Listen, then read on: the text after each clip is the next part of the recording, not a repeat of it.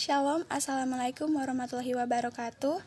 Om Swastiastu, Namo Buddhaya, Salam Kebajikan. Kami dari Universitas Samratulangi, Fakultas Ekonomi dan Bisnis. Video ini dibuat untuk menyelesaikan salah satu tugas presentasi kelompok di mata kuliah Ekonomi Industri dengan dosen pengampu Cik Stefa Tumangkeng, SEMSI. Kami dari kelompok 2 yang terdiri dari 7 anggota kelompok. Yang pertama ada saya sendiri, Putri Cincia Koraah, selaku moderator. Yang kedua ada Freti Pangemanan. Yang ketiga ada Yesita Bangkang. Yang keempat ada Alexandro Lasabuda. Yang kelima ada Salvatori Pakasi.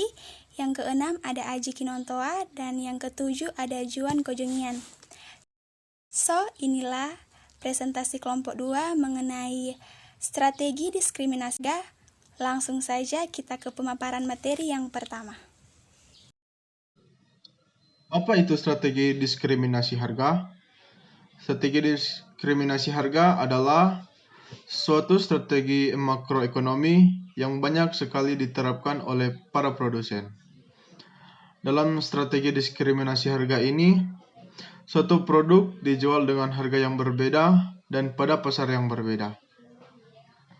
Jadi, pada produk yang sama, dua orang bisa saja memperoleh harga yang berbeda. Diskriminasi harga terjadi karena beberapa hal. Di antaranya adalah sebagai berikut. Yang pertama, adanya perbedaan karakteristik permintaan konsumen. Dan yang kedua, yaitu produk yang sama dijual kepada konsumen yang berbeda dengan harga yang berbeda.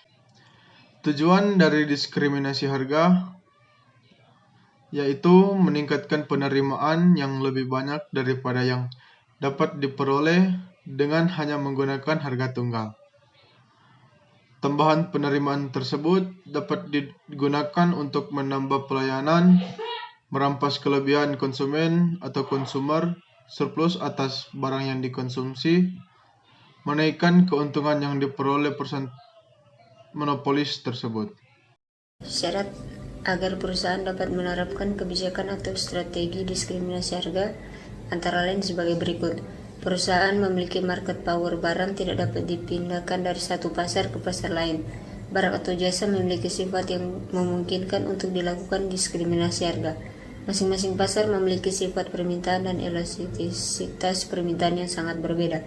Produsen dapat mengeksploitasi beberapa sikap konsumen yang tidak rasional. Kebijakan diskriminasi harga tidak memerlukan biaya yang melebihi tambahan keuntungan yang diperoleh.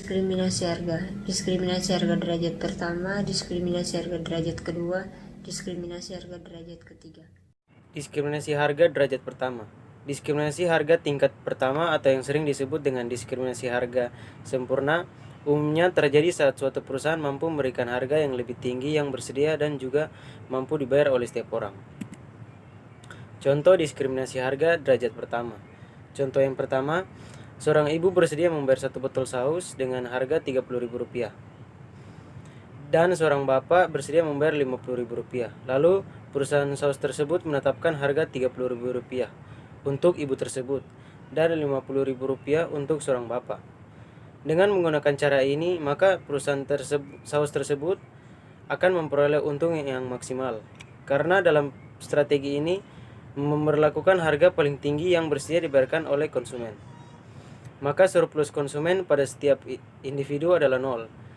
Secara keseluruhan, diskriminasi harga sempurna akan memberikan kesempatan bagi produsen untuk merubah total surplus konsumen menjadi surplus produsen. Dua kriteria tersebut wajib dilengkapi agar perusahaan mampu memberlakukan diskriminasi harga sempurna. Contoh kedua, asumsikan pemonopoli memiliki 3 pembeli, masing-masing dengan rincian harga reservasi berikut. Pembeli pertama dengan harga Rp10.000, pembeli kedua dengan harga Rp7.000, pembeli ketiga dengan harga Rp5.000. Untuk memaksimalkan keuntungan, perusahaan akan memproduksi output ketika pendapatan marginal sama dengan biaya marginal. Asumsikan output yang memaksimalkan keuntungan atau profit maximizing output adalah sebesar 4 unit. Pada tingkat output tersebut, perusahaan menempatkan harga sebesar 3.000. Perusahaan tidak akan memproduksi output lebih dari 4 unit karena rugi akibat biaya marginal lebih tinggi dibandingkan dengan pendapatan marginal. Sebaliknya, dengan memproduksi output kurang dari 4 unit, keuntungan perusahaan kurang maksimal. Dari kasus di atas, perusahaan harus menempatkan harga pasar sebesar 3.000. Tapi karena satu-satunya produsen, perusahaan dapat meningkatkan keuntungan dengan menempatkan diskriminasi harga. Katakanlah, perusahaan mengetahui harga reservasi ketiga pembeli. Dalam hal ini, diskriminasi harga derajat pertama terjadi jika perusahaan membebankan harga 10.000, 7.000, dan 5.000 ke masing-masing pembeli. Jika tidak ada diskriminasi harga, surplus konsumen pembeli pertama adalah sebesar 7.000. Itu mewakili perbedaan antara harga reservasinya dengan pasar, yakni 10.000 sampai dengan 3.000. Dengan kata lain, surplus muncul karena harga pasar lebih rendah daripada harga reservasinya. Tapi karena mendiskriminasi harga, perusahaan mengenakan harga sebesar 10.000 kepada pembeli pertama. Akibatnya, surplus sebesar 7.000 hilang dan dia tidak dapat menikmati harga pasar yang lebih rendah. Di sisi lain, surplus tersebut menjadi keuntungan perusahaan. Begitu juga surplus konsumen pembeli kedua dan ketiga, masing-masing adalah sebesar 4.000 atau bisa sampai harga 7.000 sampai dengan 3.000 dan harga 2.000 bisa mencapai 5.000 sampai 3.000. Tapi karena diskriminasi harga, keduanya tidak menikmati surplus. Produsen mengekstrasinya menjadi keuntungan. Dari contoh tersebut, kita tahu diskriminasi harga sempurna sukses jika pemonopoli mengetahui harga reservasi masing-masing. Selain itu, perusahaan harus memastikan pembeli tidak menjual kembali produk ke pembeli lainnya. Jika tidak bisa melakukannya, pembeli pertama kemungkinan besar akan membeli dari pembeli kedua atau ketiga karena harganya yang lebih rendah. Begitu juga misalnya, pembeli kedua atau ketiga dapat mengambil keuntungan dengan menjual ke pembeli pertama dengan harga sedikit lebih rendah daripada harga pasar, katakanlah di harga 9.000. Masalah diskriminasi harga derajat pertama. Praktik diskriminasi derajat pertama sulit untuk dilakukan. Alasannya, produsen pada umumnya tidak memiliki informasi yang cukup tentang harga reservasi masing-masing pelanggan. Walaupun memiliki informasi tersebut, perusahaan sulit untuk mencegah arbitrase. Selain itu, perusahaan menanggung biaya administrasi untuk menerapkan strategi diskriminasi tersebut. Perusahaan memerlukan sumber daya dan mengeluarkan biaya untuk mencegah arbitrase dan mengumpulkan informasi harga reservasi. Selanjutnya, beberapa konsumen harus membayar harga yang lebih tinggi. Ketika harga reservasi mereka yang lebih tinggi daripada harga pasar atau harga kompetitif, mereka harus mengeluarkan lebih banyak uang daripada yang seharusnya. Sebaliknya, ketika harga reservasi lebih rendah, beberapa konsumen yang lain membayar lebih sedikit dan tentu saja itu menguntungkan mereka. Diskriminasi harga derajat kedua. Diskriminasi harga derajat kedua, perusahaan menggunakan volume pembelian sebagai indikator preferensi dan kesediaan konsumen untuk membeli. Ketika mereka menyukai dan membeli produk, konsumen akan bersedia membayar harga lebih tinggi dan cenderung membeli dalam jumlah yang besar. Sebaliknya, jika tidak menyukainya, mereka kemungkinan membeli dalam jumlah sedikit. Perusahaan kemudian menggunakan informasi tersebut untuk menetapkan harga berbeda ke masing-masing pelanggan. Berikut merupakan contoh diskriminasi harga derajat kedua. Contoh diskriminasi harga derajat kedua adalah diskon volume. Praktik ini cukup banyak kita jumpai di sekitar kita, misalnya penjual menggunakan diskon kuantitas. Ketika lebih banyak unit dibeli, pelanggan akan menerima harga per unit yang lebih rendah. Selain diskon volume, praktik lainnya dari diskriminasi tingkat kedua adalah pembebanan biaya tambahan volume, kupon, bundling, produk, dan pembatasan penggunaan. Dalam praktiknya, produsen dapat menggunakan tidak hanya kuantitas tetapi juga kualitas untuk membebankan biaya lebih kepada pelanggan yang sangat menghargai produk. Diskriminasi harga derajat ketiga. Diskriminasi harga tingkat ketiga adalah penetapan harga yang berbeda untuk berbagai kelompok konsumen untuk barang yang sama. Satu kelompok pelanggan dikenakan harga yang lebih tinggi, sementara yang lain dikenakan harga yang lebih rendah. Contoh diskriminasi harga derajat ketiga. Contohnya, maskapai penerbangan mengenakan tarif lebih tinggi pada tiket pulang pergi satu hari karena mereka lebih cenderung dibeli oleh orang-orang bisnis. Implikasi diskriminasi harga derajat ketiga. Pengelompokan mungkin didasarkan oleh faktor geografis atau lokasi. Selain itu, identifikasi juga dapat didasarkan pada karakteristik tertentu seperti usia, jenis kelamin, dan waktu penggunaan. Misalnya, teater dapat membagi penonton bioskop menjadi manula, dewasa, dan anak-anak. Masing-masing membayar harga yang berbeda ketika menonton film yang sama. Praktik diskriminasi ini relatif lebih sederhana daripada diskriminasi tingkat pertama. Perusahaan dapat memahami karakteristik luas konsumen dengan lebih mudah daripada memahami informasi terkait harga maksimum yang bersedia dan mampu dibayar oleh pelanggan. Diskriminasi harga tingkat ketiga menyediakan cara untuk mengurangi surplus konsumen dengan memenuhi elastisitas harga dari permintaan pelanggan tertentu. Keuntungan diskriminasi harga. Yang pertama, peningkatan pendapatan.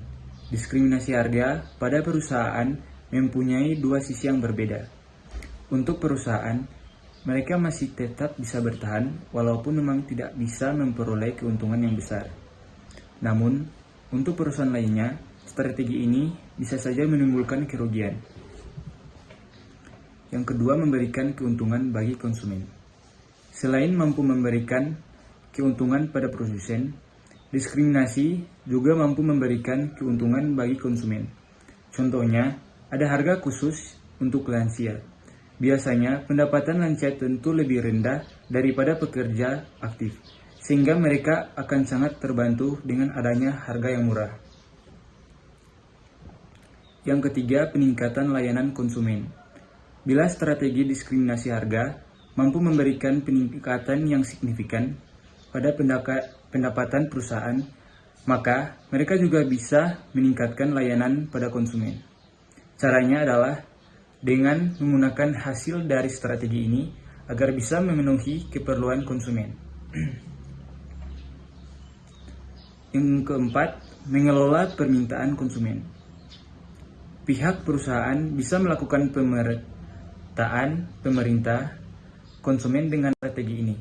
Contohnya adalah dengan cara memberikan harga murah untuk tiket transportasi dari pagi hari, sehingga secara tidak langsung akan mendorong pihak konsumen untuk melakukan perjalanan di pagi hari agar bisa memperoleh harga yang lebih murah. Kerugian diskriminasi harga. Yang pertama, harga yang terlalu tinggi untuk beberapa orang. Tentunya, akan ada juga konsumen lainnya yang dirugikan karena harus membayar dengan harga tinggi. Contohnya, untuk konsumen yang harus melakukan pembelian pesawat pada jam sibuk, yang mana umumnya harga yang ditetapkan jauh lebih mahal daripada jam biasa. Hal ini membuat strategi tersebut menjadi tidak efisien. Yang kedua, konsumen menurun. Penerapan diskriminasi harga akan membuat surplus konsumen menjadi rendah dan mengakibatkan kesenjangan yang semakin besar di sektor masyarakat. Hal tersebut akan terjadi bila perusahaan menerapkan diskriminasi harga di tingkat 1. Yang ketiga, ketidakadilan bagi konsumen. Walaupun strategi ini ditetapkan dan dilakukan dengan berdasarkan kelompok sosial itu saja, namun konsumen akan merasakan ketidakadilan. Contohnya, orang dewasa dan lansia harus membayar suatu produk dengan harga yang berbeda. Nah, bisa jadi orang dewasa yang membayar tersebut adalah seorang pengangguran, dan lansia yang mendapatkan harga yang lebih murah ternyata adalah orang kaya. Selanjutnya, diskriminasi harga internasional. Dumping adalah diskriminasi harga secara internasional yang dilakukan dengan menjual suatu produk di luar negeri dengan harga yang lebih murah dibandingkan dengan harga di dalam negeri. Diskriminasi harga internasional, penggunaan harga yang lebih murah di luar negeri dibandingkan dalam negeri untuk komoditi yang sama.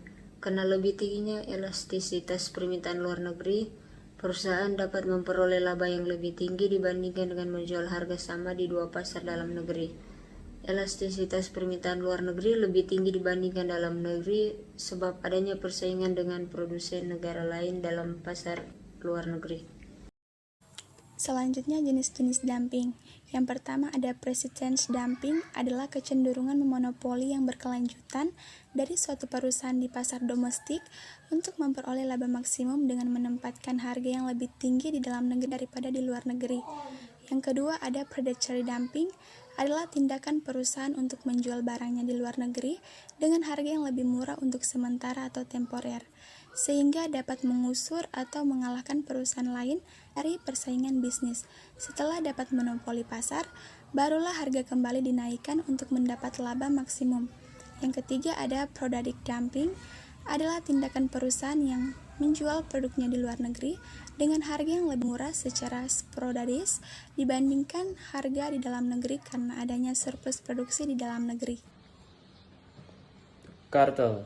Definisi kartel. Yang pertama, kartel adalah kelompok produsen independen yang bergabung membentuk kesepakatan dan perikatan yang dalam rangka menempatkan harga untuk membatasi suplai dan mengurangi kompetisi. Yang kedua, kartel adalah adalah perjanjian secara formal antara beberapa perusahaan dari negara yang berbeda untuk membagi pasar atau mengurangi persaingan di antara perusahaan tersebut.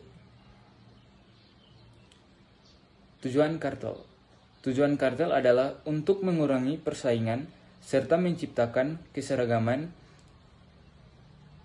harga, jumlah produksi, dan pembagian wilayah pemasaran untuk masing-masing badan usaha. Jenis-jenis kartel. Yang pertama, kartel daerah, yaitu perusahaan-perusahaan yang terlibat mengadakan perjanjian untuk menentukan wilayah yang boleh dimasuki oleh masing-masing perusahaan untuk memasarkan produknya. Yang kedua, kartel produksi.